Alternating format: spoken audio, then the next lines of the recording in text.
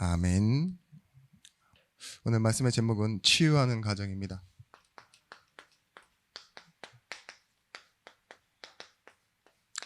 말씀을 붙잡는 가정이라는 말씀 제목으로 수예배를 우리가 받았는데요. 말씀을 붙잡은 가정의 개인에게는요, 반드시 치유가 되어지는 응답, 그리고 이 가정을 통해서 하나님은 치유하는 응답을 일으켜 주실 겁니다. 여호수아 24장 5절에서부터 18절의 말씀까지 말씀드리고 있지만, 우리가 영적이고 그리고 근본적인 이 비밀을 알지 못하면 속습니다. 어디에 속냐? 굉장히 육신적이고 눈에 보이는 일, 그러면서도 근본적이지 않은 건 뭐냐? 지금 내 앞에 가까운 일이 근본적인 게 아니에요. 상황, 사람, 일, 거기에 끌려가면 안 돼요. 그러니까 우리는 우선순위가 급박한 일부터 해결해야 된다고 생각하잖아요. 그런데 우리가 어디서 먼저 답을 얻고 있습니까? 영원한 것, 구원받은 이 사실에서 우리는 시작하는 겁니다. 뭐 경제적인 문제가 있을 수도 있고, 건강에 문제가 있을 수도 있고, 그 외에 수많은 사고에 휘말리기도 하나, 나뿐만 아니라 우리 가족 교회가 그때마다 상황을 가지고 생각하는 것이 아니라 근본적인 것, 하나님이 나에게 주신 것 있죠. 그러면서도 보이지 않는 중요한 사실, 영적인 사실을 붙잡을 때 우리는 신앙은 회복되어지고, 인생에 대한 하나님의 계획과 또한 이 일에 대한 재해석을 우리가 하면서 응답받게 될 것입니다. 하나님이 우리에게 주신 건 천하 만민 중에 구별하신 은혜가 있어요. 누구나 은혜를 알고 살아갑니다. 근데 천하 만민 중에 우리에게 특별히 구별해 놓으셔서 예수 그리스도로 말미암아 우리에게 주시는 은혜가 뭐죠? 응답이 영원히 하나님이 함께 하신다는 사실이에요.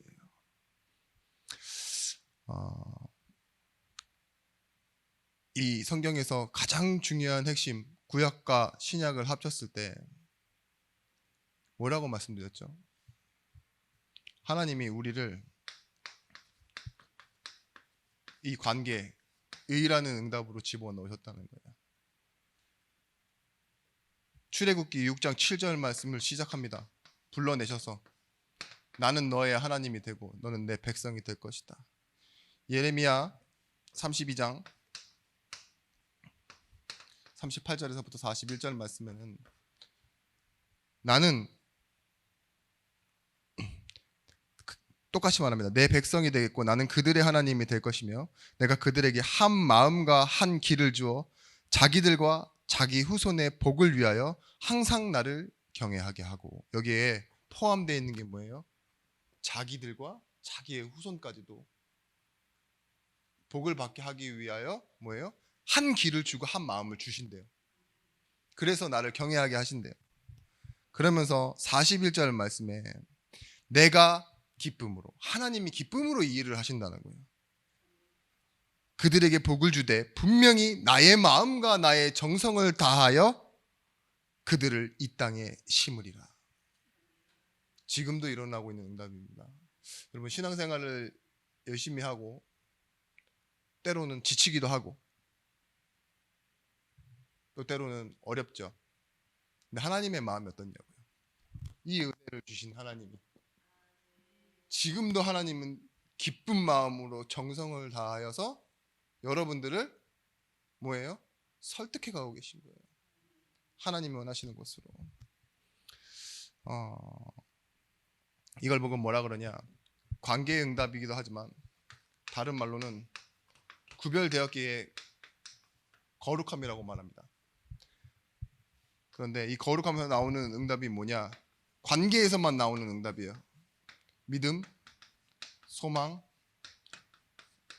사랑이라는 이 단어는 의 안에서만 나오는 응답입니다.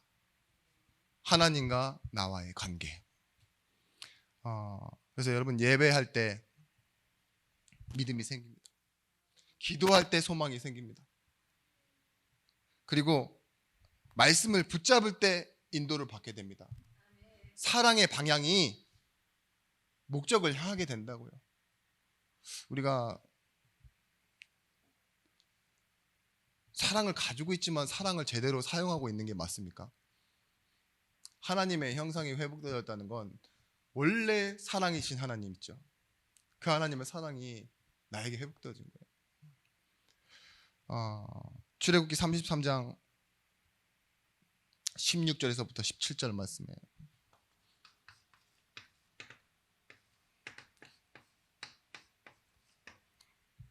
기억하십시오.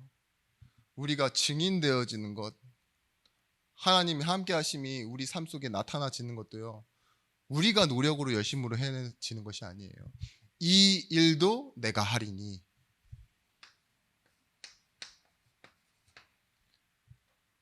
증인을 삼으시는 거 있죠. 하나님이 나와 함께 하신다고 증명하는 것조차도 하나님이 하시는 일이래요. 그래서 여러분들은 완전한 축복을 받았습니다. 요한복음 14장 12절 말씀에도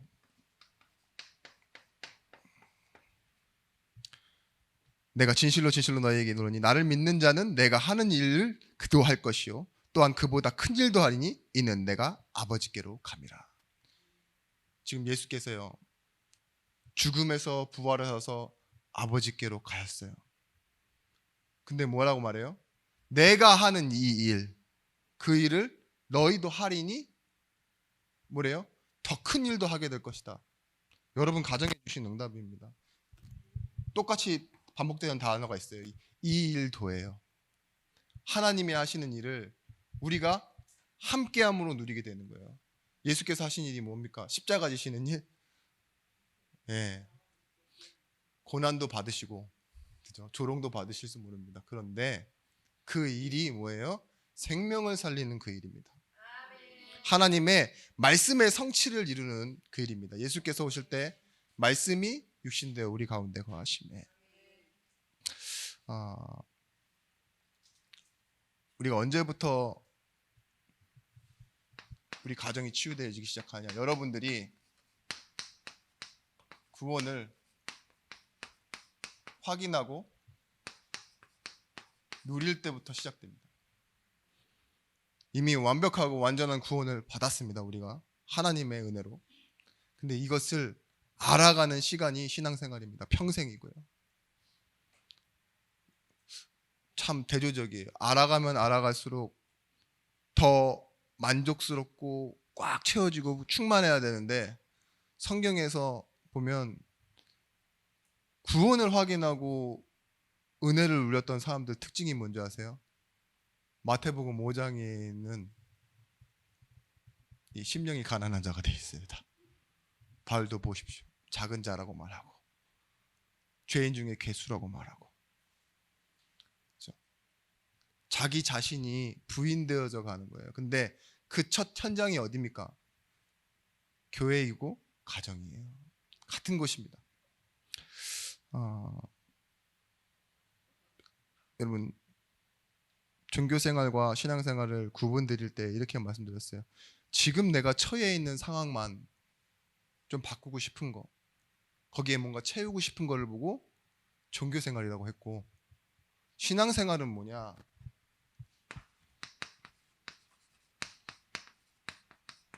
구원이 바로 이 영원한 것이라는 것을 알고 이 틀 안에서 시작하는 거예요.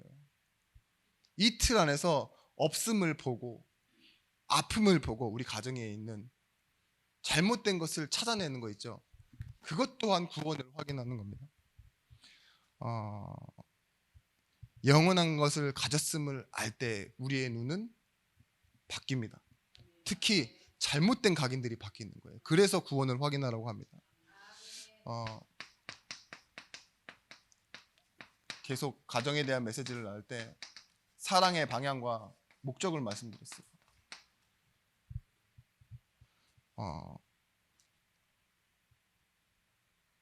여기서 말하는 사랑, 창세기 3장에 하나님을 떠난 인간은요, 어쩔 수 없이 자기 애를 갖게 됩니다. 그 자기에게 시작이 뭐냐? 두려움이었어요. 원래 그전에는 널브러져 있는 것을 널브러져 있는 대로 볼 수 있었다니까요. 사람의 몸에 언제부터 나뭇잎이 필요했습니까? 부끄러우니까 가리기 시작했잖아요. 그죠? 얼마든지 먹을 수 있으면 괜찮은데 노력해야 땀 흘려야 먹을 수 있게 됐잖아요. 그러면서 뭐예요? 나를 사랑할 수밖에 없게 된 거예요. 만약에 내가 일을 안 하면 굶게 되니까 나를 사랑할 수 있는 시간이 계속 찾아오는 거죠. 배고픔의 시간과 굶주림의 시간 똑같은 말인데, 추위 뭐 이런 것들이 찾아오면 뭐 하죠? 계획을 세워요. 걱정을 하고, 아, 덮어야지, 그리고 먹어야지, 이런 계획들을 세운다니까요. 내일 뭐 먹지? 이런 계획들. 내일 뭐 입지? 의식주죠. 근데 가족을 여러분들 우리가 시작할 때, 여러분 가정 왜 시작했어요? 소개받아서? 사랑해서죠. 사랑해서. 근데 여러분들이 결혼한 그 사람과 나 역시도 사랑을 모르는 상태로, 그렇죠? 더 정확하게 말하면 사랑이 없는 상태로 결혼했어요. 복음이 사랑입니다. 하나님 사랑. 그죠? 사랑해야 될 방향과 목적이 분명히 하나님 사랑인데 뭐예요? 자기를 사랑하는 사람을 만난 거예요. 우리는. 뭔 말인지 이해하십니까? 이 사람을 만나면 나를 사랑해 주겠구나. 그럼 나도 이 사랑이 채워지겠구나. 결국은 내가 필요해서 만난 거고, 나를 사랑해 주는 사람을 내가 사랑한다라고 착각하고. 교회에서 이런 말 듣는 거 싫으십니까? 네? 교회니까 이렇게 말하는 거예요. 교회니까 이렇게 해석하고, 목회자니까 그렇게 말하는 거고. 그걸 믿음으로 말씀으로 받느냐, 아니면은 어떤 한 가지의 의견으로 받느냐는 여러분 선택이고 하나님의 은혜인데, 이게 맞는 거예요. 영적으로는. 우리는 우리를 사랑할 수밖에 없어요. 왜 에서가 아벨을 죽입니까? 자기 사랑이거든요. 자기의.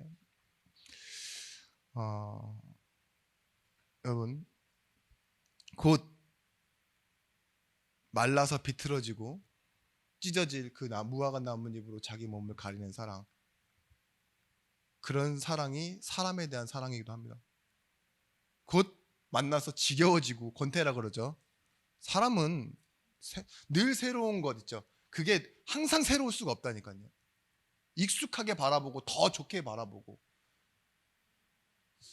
교수님, 저를 보세요. 나에게 익숙할 때 좀 더 괜찮아지길 바라고, 좀 더 나아지길 바라는 마음이 뭔가 있죠. 모든 일에 항상 이랬으면 좋겠어요. 똑같았으면. 네. 사람을 보면서도 그렇고 뭐든지 그렇고 다 나아가. 근데 이게 일에만 그런 게 아닙니다. 사람을 통해서 봤을 때요, 관계에서는요 항상 그래요.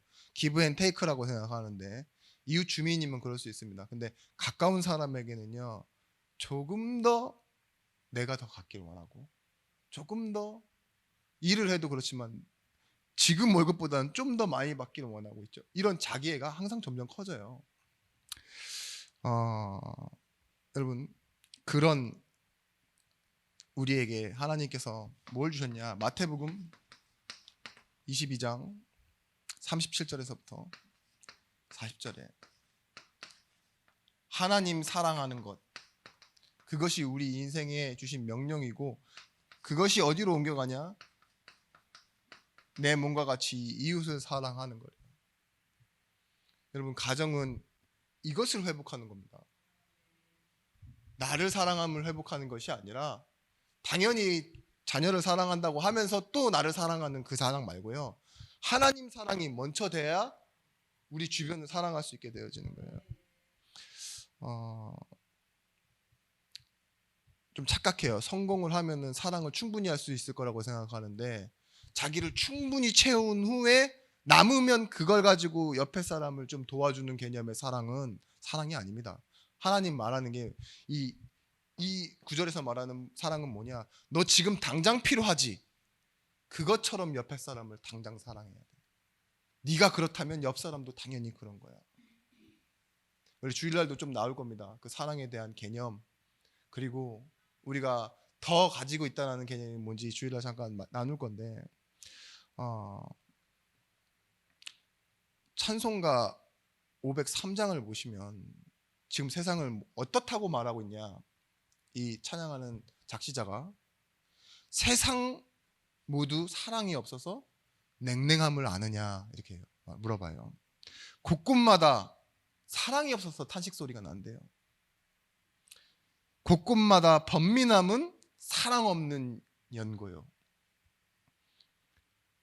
어떤 사람은 우상 앞에 복을 빌고 있으며 어떤 사람 자연 앞에 뭘 요구하고 있다고요?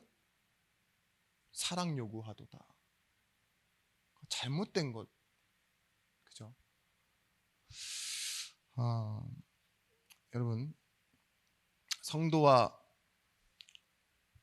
그 가정에 계속적인 불화가 일어난다. 믿는 사람 가정에도 분명히 일어나긴 하는데, 우리 가정이 주일날도 말씀드렸지만 경계선이에요. 제한선이고 교회를 지키는 마지막. 이 불화는 사실은 우리가 마지막으로 지켜내고 영적 싸움해야 되는 최후의 우리 인생과 교회를 지키는 수단입니다. 여기서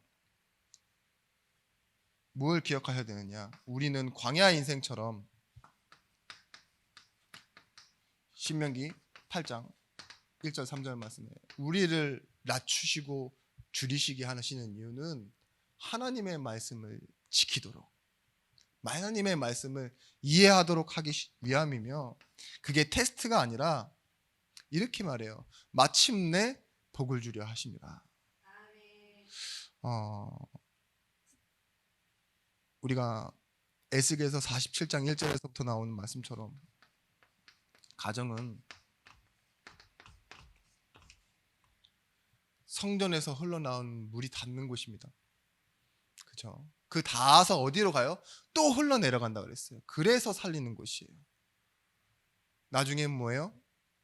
무릎까지 차고 어디까지 차고 내려가서 모든 것을 살린다고 말하잖아요. 여러분, 복이란 단순히 내가 그냥 소유하고 갖는 것이 복이 아니라 말씀을 빼앗기지 않는 가정, 그게 치유하는 가정이 되어집니다. 잘 산다는 것, 그것보다 더 중요한 게 뭐냐? 하나님의 계획입니다. 잘 살아서 하나님 계획 이룰 수 없어요. 근데 하나님의 계획을 아는 자는요, 말씀 가지고 기도하게 돼 있어요. 그래서 여러분들이 손해와 이익보다 더 중요하게 바라봐야 될 것이 뭐냐? 나를 향한, 우리 가정을 향한 하나님의 계획을 바라보는 거예요. 가문을 향해서 우리 말씀처럼 한나와 사무엘이 말씀을 붙잡았는데 한 시대를 회복하는 일이 일어났습니다. 좀 초대교회 갔는데 이 바울이 얘기하잖아요. 너희 외조모, 할머니죠, 할머니. 유니게를 기억한다고. 그게 누구예요? TCK였던 디모데예요. 디모데도 뭐예요? 그 가정 속에서 몸이 아팠습니다. 디모데가. 그리고 굉장히 어린 나이였어요. 그럼에도 불구하고 복음에 참여하는 진정한 후대가 가정의 응답으로 나타났습니다. 벌써 5년이나 지났습니다. 제가 가정에 대한 메시지를 찾아보다가 21년 6월 23일 날 이제 우리 박승우 성도님 장례 예배를 드렸었는데, 그때 이런 말씀 드렸어요. 이 가정에서 진정한 인생의 메시지를 찾고 회복해야 된다고. 치유하는 메시지. 우리의 인생의 대주제는 은혜라는 단어로 끝난다고. 죄인이지만 뭐 하느냐? 하나님의 은혜가 더해져 하나님은 이렇게 만드신다고. 사랑의 확증. 우리가 아직 죄인 되어 있을 때 하나님께서 우리를 위해 먼저 사랑해 주신 그것 때문에 하나님의 사랑이 확증되었다고. 원수 되었을 때, 연약할 때. 우리가 이 은혜가 빠져 있는 인생으로 봤을 때는요, 이 구원을 누리는 방법을 모릅니다. 치유될 수가 없어요. 싸울 수밖에 없지. 은혜 모르는 사람은 싸워야 되고 계산해야 되고, 그죠? 더 열심히 해야 되는 거죠. 근데 거저받은 것이지만 그것이 하나님의 사랑인 것을 알면 달라집니다. 무엇이 달라지느냐? 인생의 시작점을 보는 방법이 달라집니다.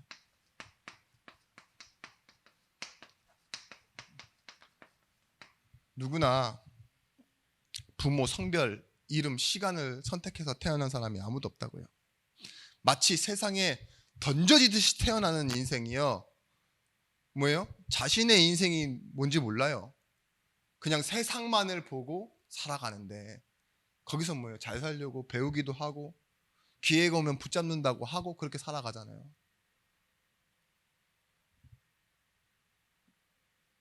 참 안타까운 인생인 것 같아요. 우리 보면은 영문도 없이 태어나서 울기를 시작하고, 그죠?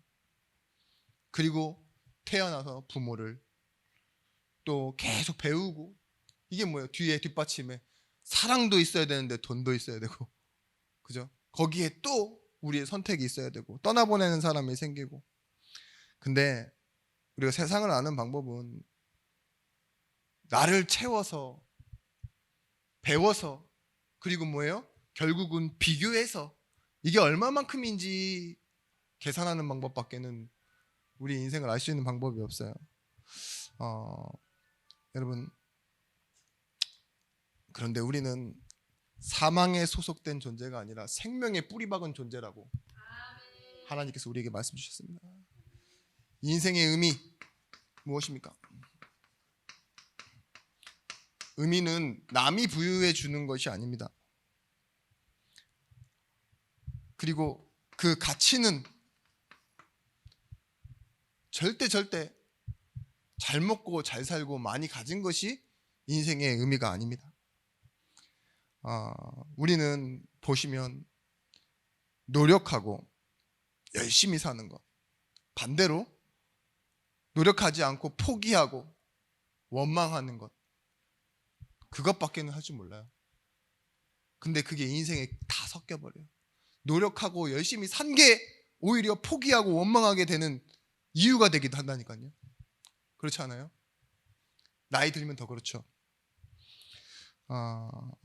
육체가 고단하면 불행하다, 행복하다 이렇게 말하고. 그런데 참 안타까운 인생인 게 언제 죽을지 모르는 인생인데요, 계속 미래 대비만 하고 있어요. 끊임없이 일하고 끊임없이 이미지 관리하고 끊임없이 걱정하잖아요. 내일 갈 수도 있어요. 근데 이런 말이 불쾌하시죠? 그래서 저는 안 하는데, 제 주변에 제 나이 또래에 저보다 어린 친구들이 가서 저도 장례식을 이렇게 가보면 좀 마음이 안 좋아요. 근데 뭐예요? 물론 하던 일 잘하다가 가면은 너무 더 슬프기도 하고, 그런데 갑자기 가버리니까 모르는 거구나 막 이런 생각 드는 거 있죠. 아끼고 참고 버티고, 여러분 그렇게 살아오셨잖아요. 근데 그게 인생의 의미 되면 안 된다니까요. 교회 오셔서도 아끼고 참고 버티고, 이게 우리의 신앙의 의미, 인생의 의미가 되면 되는 게 아니에요. 뭐예요? 하나님은 이미 영원한 길을 우리에게 열어놓으셨습니다. 내가 곧 그 길이요 진리요 생명이니 나로 말미암지 않고는 아버지께로 올지 없습니다. 우리는 길을 이미 가졌고 생명을 가졌어요. 영원히 변하지 않는 진리를 가지고 있다니까요.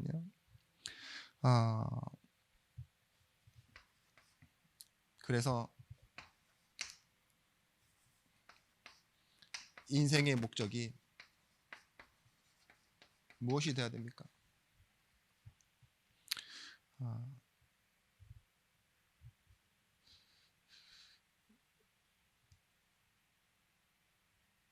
다시 보시면 알겠지만 수고하고 무거운 짐이라는 게 뭘 잘못해서 진 짐이 아니에요. 살다 보니 지게 된 짐이지. 말도, 일도, 삶도. 그런데 그 무엇으로도 하나님의 목적에 이룰 수 없었던 우리가 구원을 받았어요. 하나님의 은혜로. 그죠? 그 짐을 내려놓고 잠시라도 우리가 교회 앞에 와서, 말씀 앞에 와서 뭐 하죠? 아, 내가 진짜로 구속되었고 해방되어졌구나. 이걸 누리고 사는 거예요. 하나님이 잠시지만 우리 마음에 주시는 그 공간들 있죠. 함께 하신다라는 그 믿음이 우리 인생을 목적으로 이끌어 간다니까요. 이 일도 내가 하리니. 에베소서 2장 8절 말씀처럼 무엇이 이끌어가느냐? 너희는 그 은혜에 의하여 믿음으로 말미암아 구원을 받았으니 이것은 너희에게 난 것이 아니요 하나님의 선물이라. 은혜에 의하여 믿음으로 말미암아. 에베소서 2장 4절 말씀에 긍휼에 풍성하신 하나님이 우리를 사랑하신 그 큰 사랑으로 인하여, 하나님의 그 큰 사랑으로 인하여 우리가 뭐예요? 끌려가는 거예요. 로마서 1장 16절 오직 의인은 믿음으로 말미암아 산다 했죠. 그런데 하나님의 일이 무엇이라고 말하고 있냐? 요한복음 6장 29절 말씀에 하나님의 일도 있대요. 하나님의 일은 예수께서 대답하여 이르시되 하나님께서 보내신 일을 믿는 것이 하나님의 일이니라. 그러니까 하나님의 일은 뭐냐? 하나님이 보내신 예수를 믿게 하시는 일이 하나님의 일이래요. 의인의 일은 뭐라고요? 믿음으로 말미암는 믿음. 하나님이 나를 믿어주시는 것을 믿는 믿음이 우리를 살게 한다고요. 여러분이 바울이 돌로 치는데도 그들을 위해서 다시 일어나 복음 전하러 가는 그런 충성되고 순종되는 삶을 살라고 말씀드리는 게 아니에요. 하나님의 열심이 뭐냐? 핍박자였던 바울을 지금 뭐 하시느냐? 다시 설득해서요. 하나님의 그 사랑과 열심으로요. 뭐예요? 바울 자체를 전도자로 만들어 놓으시잖아요. 지금 뭐냐? 우리 가정에, 우리 교회에 하나님 응답 주시는데 그 가장 응답 중에 최우선이 뭘까요? 하나님이 사랑으로 일하시는 분이라면 주변에 있는 것들이 아니에요. 존재인 나예요. 나를 향한 하나님 계획 가지고 계신다.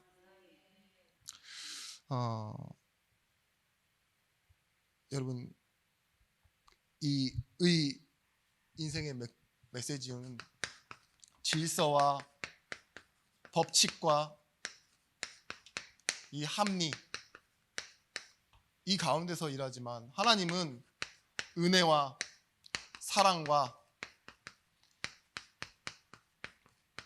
불합리한 겁니다. 이거는 질서를 바꾸는 거예요. 순서를 바꾸는 거. 그게 뭐예요?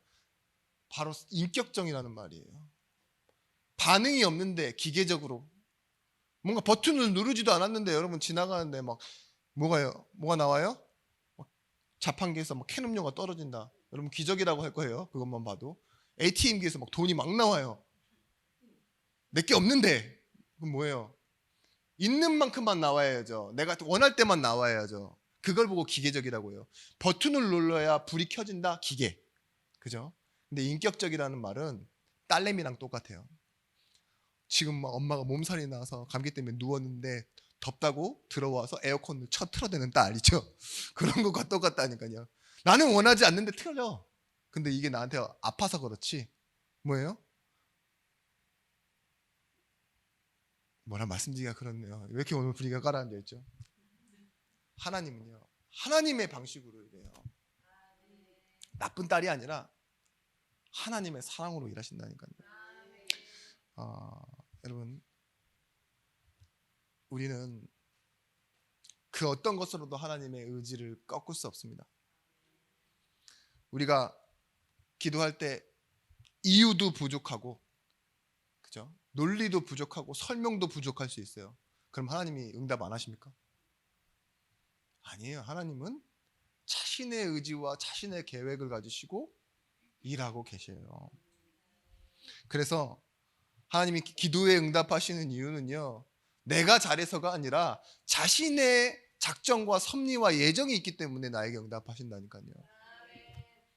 이를 인생의 메시지로 붙잡으시고 그걸 치유받는 거예요. 그래서 하나님이 원하시는 대로 내가 복음을 알게 되어지는 것.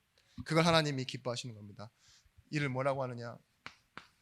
히브리서 12장 2절 말씀에 믿음의 주요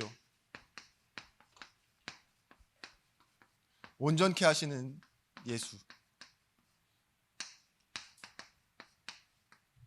이 예수를 바라보는 거예요. 주라는 말은 뭐냐? 믿음의 전부가 되시고 믿음을 시작하신 주인이라는 거예요. 그리고 뭐 하느냐? 온전케 하다. 이 말을 저번에도 말씀드렸지만 100% 퍼펙트하게 기계적으로 만들어 놓는다는 게 아니라, 로봇처럼 만든다는 게 아니라 그 방향과 뜻이 향하게 만들어 놓으신다 이거예요. 온전케 하시는 주. 그런데 그분을 바라보는데, 이 한 분을 바라보는데 우리에겐 어떤 일이 일어납니까? 계시록 22장 13절 말씀에 나는 알파와 오메가요, 처음과 끝이요, 시작과 나중이라고 했어요. 한 분을 바라보는데 우리는 처음과 끝을 다 보게 되는 겁니다. 창조주이신 하나님을 바라보는데 심판자이신 하나님을 알 수 있어요. 우리는 그분이 우리의 아버지고 그분이 우리의 구원자라는 걸 알게 돼요. 심판주이시기도 하지만 보혜사 성령, 우리를 보호하시고 변호하시고 은혜로 가르치시는 분이시기도 하다니까요. 한 분을 바라보는데 모든 것이 회복됩니다. 그래서 오직 주 예수 그리스도입니다. 히브리서 6장 18절 말씀에 뭐라고 말하고 있냐?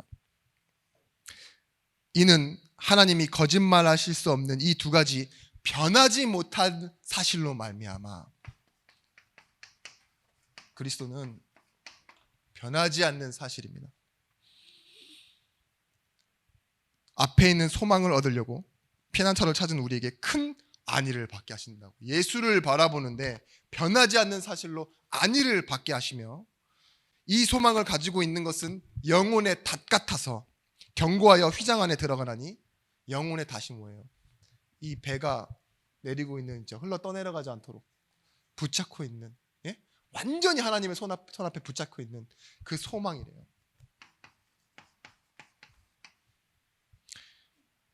그리 앞서가신 멜기세덱의 반차를 따라 영원히 대제사장이 되어 우리를 위하여 들어가셨느니라. 우리를 위하여 들어가셨다, 먼저 앞서가셨다, 이 말이 되게 중요하다고 말씀드렸죠. 멜기세덱의 반차를 따라 프로 들어못 씁니다. 선두주자라는 뜻이에요. 그 말은 단순히 1등으로 들어가셨다는 말이 아니라 우리를 위하여 먼저 들어가시고 우리를 이끌어 당기시는 거예요. 내가 온 자리로 들어와, 이거 있죠. 그런 것처럼 개주 경기랑 똑같아요. 앞에서 뛰시고 우리가 따라오도록 하시는 선두주자가 되셨다고. 여러분, 우리가 약속을 자꾸 놓치는데 왜 언약의 백성인 줄 아십니까? 하나님의 약속, 이 출애굽 이전에 하나님 주셨던 그 약속이 뭐예요? 가나안의 성취가 되고, 가나안의 응답이 결국은 뭐예요? 예수 그리스도 오실 응답이 되었잖아요. 그런 것과 같이 우리가 언약을 붙잡았다라는 건, 언약의 백성이 되었다라는 건 이제는 하나님의 영광으로 불려가는 자가 됐다는 소리예요. 우리의 편안함이 아니라, 우리의 요구가 아니라 하나님은 자신의 영광을 위하여 일하고 계십니다. 그래서 뭘 바라보면 되느냐? 가사노 에세테, 주 예수를 깊이 생각하라. 뭐예요? 믿음의 주여 온전케 하신 이유를, 예수를 바라봐라. 다른 말로 뭐라고 그러냐? 픽스해라, 고정시켜라. 흔들리지 마라, 이 소리입니다. 여러분의 가정이 어디에? 십자가에 픽스, 고정되어야 됩니다. 영원히 흔들리지 않는, 변하지 않는 사실, 그것이 뭡니까? 마태복음 16장 16절 말씀에 이를 네게 알게 한 이는 하늘에 계신 내 아버지시니라. 그 시작이 되시고 무엇이 된다고요? 우리의 기초, 이 반석 위에 내가 내 교회를 세우리라. 음부의 권세가 너를 이기지 못할 것이다. 천국의 열쇠가 너의 것이다. 하나님이 우리 인생을 주인으로 만들어 가시는 거예요. 여러분, 실제 했던 삶에 주신 언약 있죠. 실제 있는 하나님의 언약, 그것이 내 삶이 되어야 돼요. 그 6살 때 어머니를 일찍 여였어요. 그때가 1700년대입니다. 1732년 되면 우리 언제죠? 왕조로 때 드라마 많이 보시는 분, 예배 때 이렇게 말하지 말라고 하는데 오늘은 제가 요청드립니다. 뭐죠? 어느 때예요? 1800년대도 잘 모르는데 1700년 되면 굉장히 오래된 때죠. 뭐 정규 교육은 2년밖에 안 받은 그런 사람. 그러다가 여러분들 잘 알고 있는 존 뉴턴이라는 사람입니다. 배를 타고 다니고 또 군대를 갔다가 탈영해서 감옥에 가 있고 또 나와서 뭐 하느냐, 노예를 사서 노예를 팔고 이러는 노예 상인이 돼 있었어요. 이 사람이 뭐예요? 나중에 너무 어느 섬에 걸려서, 섬에 걸렸다는 게 아니라 섬에 가 있는데 병에 걸려서 아프고 그랬다가 하나님을 만났어요. 근데 말씀대로 살려고 하다 보니 자기 직업을 유지할 수가 없잖아요. 그죠? 근데 그런 그에게 변화가 일어난 겁니다. 풍랑이는 바다에서 계속 기도하고 그러다가 이 사람이 늦깎이에 공부를 시작했어요. 정규교육을 2년밖에 안 받았다는 거는 진짜 문맹이에요. 근데 이 사람이 히브리어, 헬라어, 러시아를 공부해서 성경을 주의해야 할 만큼 공부를 했는데 이제 나이가 한 30, 40대 다 됐을 때까지도 목회를 하려고 하는데 누구도 불러주지 않는 거예요. 자신과 같은 사람을. 그런데 이제 기회가 왔습니다. 38세의 시골로. 근데 이 사람이 그 시골에서 몇 안 되는 사람들과 예배를 드리면서 하나님 말씀을 나눴는데요. 이 사람이 어느 날 어느 운동 중심에 서 있었냐? 노예 해방 운동 중심에 서 있었어요. 저는 이 일이 보면서 뭐라고 생각하느냐? 하나님의 열심이라고 생각해요. 우리 가정은 누구의 노력이 필요한 곳입니까? 나의 노력이 필요한 곳이 아니에요. 교회의 든든함이 필요한 곳이 아니라고요. 하나님의 열심, 하나님의 응답, 그 일하심이 필요해요. 우리가 잘 찬양하는 곡들이죠. 시온성과 같은 교회. 그 찬양을 존 뉴턴이 지었어요.